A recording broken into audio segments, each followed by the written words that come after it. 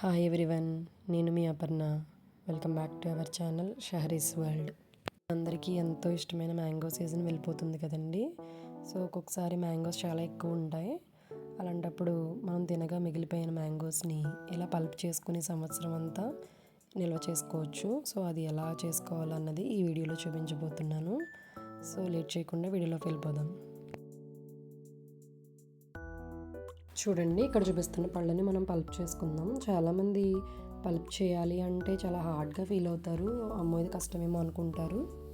అలా ఏం లేదండి, చాలా ఈజీగా చేసేసుకోవచ్చు. చూపిస్తున్నట్టుగా ఒక్కొక్క పండుని తీసుకుని ముచుకు దగ్గర జస్ట్ ఫింగర్తో అలా మనం బనానాని పీల్ చేస్తున్నట్టుగా చేస్తే సరిపోతుంది.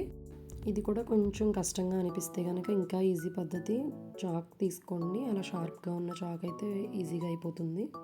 జస్ట్ మనం ముచుకు దగ్గర చాకుతో లైక్ బనానాని పీల్ చేస్తున్నట్టుగానే చాలా ఈజీగా పీల్ చేసేసుకోవచ్చు అండి. చూడండి, జస్ట్ ఆ ముచుకుని చాకుతో కోసేసి అలా పీల్ చేస్తున్నట్టు లాగండి.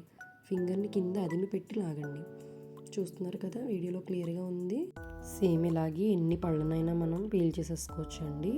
బట్ బంగినపల్లినైతే అలా చేయలేము. అది మనం జస్ట్ పీలర్తో పీల్ చేసి పీసెస్ చేసుకోవాల్సిందే. బట్ రిమైనింగ్ ఆల్మోస్ట్ అన్నీ కూడా ఇలాగే చేసుకోవచ్చండి. కొంచెం డ్యామేజ్ అయిన పళ్ళని ఫస్ట్ పక్కన పెట్టేసుకొని ముందు బాగున్న పళ్ళని చేసేసుకోండి. ఆ తర్వాత లాస్ట్లో డ్యామేజ్ ఉన్న పళ్ళని ఆ పార్ట్ తీసేసి ఇలాగే చేసేసుకోవచ్చు. అవి కూడా చూడండి, చాలా ఈజీగా చేసేసాను. సో ఇప్పుడు ఈ పళ్ళన్నిటిని మనం పల్ప్గా చేసేసుకుందాము. ఫస్ట్ హ్యాండ్స్ శుభ్రంగా వాష్ చేసుకోండి. వీడియోలో చూపిస్తున్నట్టుగా అలా చేత్తోనే స్మాష్ చేసేసుకోండి. చాకు, స్పూన్ ఇవన్నీ చాలా టైం టేకింగ్ అండి. అవి జస్ట్ హ్యాండ్తో మనం స్మాష్ చేస్తున్నట్టుగా నొక్కితే చాలండి, మొత్తం పల్ప్ అంతా ఈజీగా కిందకు వచ్చేస్తుంది. నేను చూపిస్తున్నట్టుగా అలా చేయండి, సరిపోతుంది.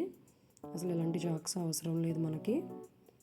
చూడండి, మొత్తం అన్ని ఫ్రూట్స్ కూడా అలాగ పల్ప్ తీసేసుకోండి. ఇప్పుడు ఇదంతా కూడా మనం మిక్సీ చేసేసుకుందాము. ఒక మిక్సీ జార్ తీసుకుని అందులో పల్ప్ వేసుకోండి. అసలు ఎలాంటి ప్రిజర్వేటివ్స్ వేయక్కర్లేదు. అలాగే ఒక డ్రాప్ వాటర్ కూడా వాడకుండా మనం ఈ పల్ప్ చేసేసుకోవచ్చు. ఇప్పుడు ఇందులో నేను ఒక 1/2 కప్ షుగర్ వేస్తానండి, కొంచెం స్వీట్నెస్ కోసం. కొద్దిగా పులుపు ఉంటాయి కదా కొన్ని కాయలు, సో కొద్దిగా స్వీట్ ఉంటాయి. సో ఇలా మిక్సీ చేసేసుకొని మనకు కావాల్సిన విధంగా ఇలా డబ్బాల్లో స్టోర్ చేసేసుకొని డీప్ ఫ్రిడ్జ్లో పెట్టుకోవాలండి.